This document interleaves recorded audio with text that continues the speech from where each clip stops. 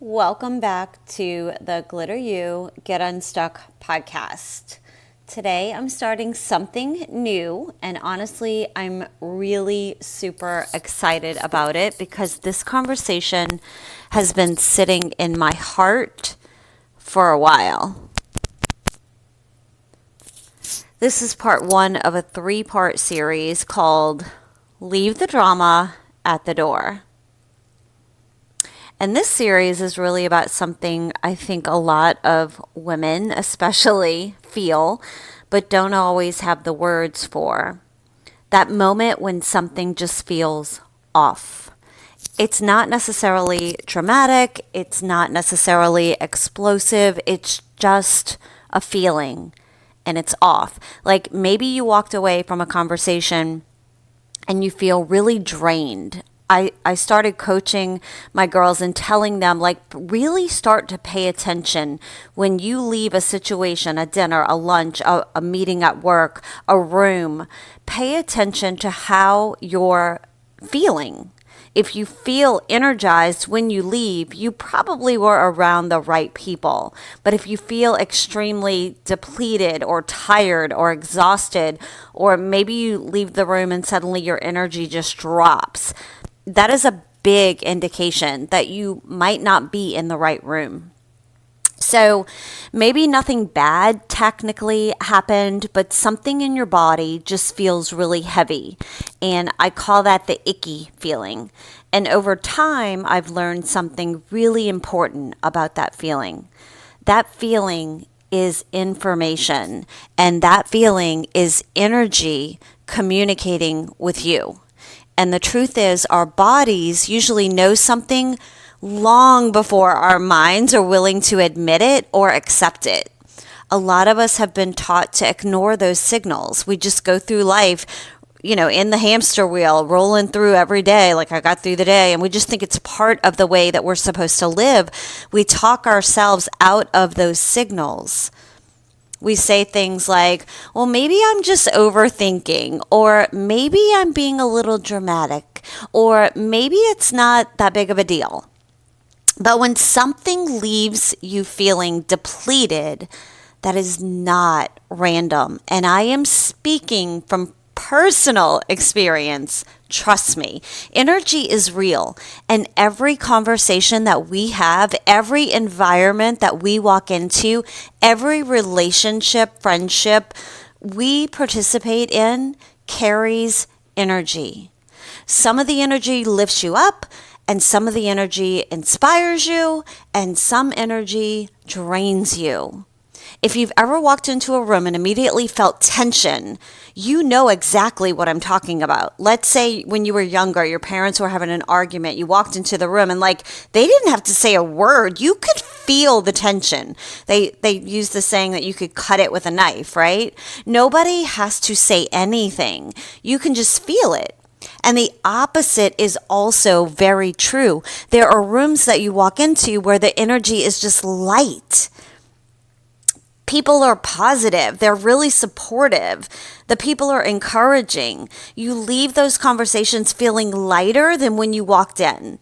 And that difference matters because the environments and conversations that we surround ourselves with shape the direction of our lives. And one of the biggest lessons that I've been learning in my own life is that not every emotional weight is mine to carry. I was the good girl. I was Miss Fix-It. I was let me make them feel better. I was the, let's call it, groomed to be the mom or the nurturer. And I always wanted to fix things. But just because someone is stressed or just because someone is upset or just because someone is overwhelmed does not mean that I am responsible for absorbing that energy. You can care about people without carrying their chaos. And I think this is especially important for people who are naturally empathetic, such as me. My zodiac sign is a Cancer. I'm on the cusp of a Leo. I am so empathetic. I can put myself visually, physically, and emotionally in other people's shoes. If you're someone who cares deeply about people, you probably feel things really deeply too. Like you want to help, you want to listen, you want to support. And those are beautiful qualities to have. But if you're not careful, empathy can turn into emotional exhaustion because you start carrying things that were never yours to hold in the first place. And over time, that becomes really heavy and you start to feel depleted. You start feeling really drained. You start feeling overwhelmed.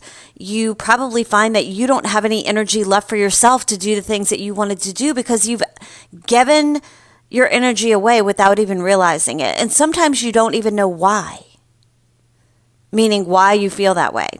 But when you start paying attention, patterns start to show up and you begin to notice which conversations leave you feeling energized and which ones leave you feeling depleted. So you begin to notice which environments feel aligned and which ones feel chaotic. And that awareness changes everything because life is really a series of our own choices. Every single day, we stand at crossroads. We choose the conversations that we stay in. We choose the environments that we participate in.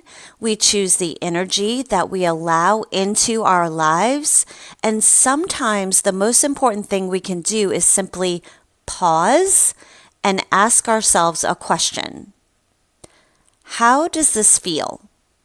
Not how does this look, not how does it sound, but how does this feel in my body? Because your body will tell you the truth long before your mind will ever catch up.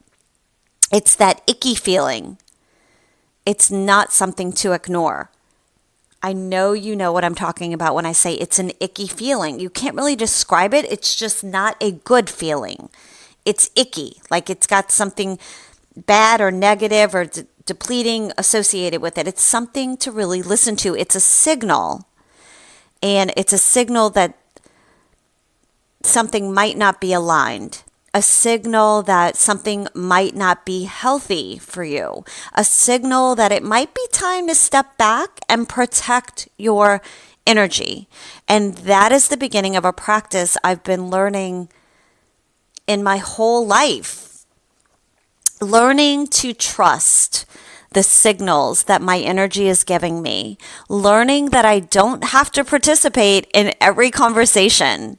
One of my favorite words to use when I'm in a situation and it might feel a little icky, and if you know me, you've heard me say it before, it's not like demeaning to anybody. It's not disrespectful. It's acknowledgement. It's the perfect word.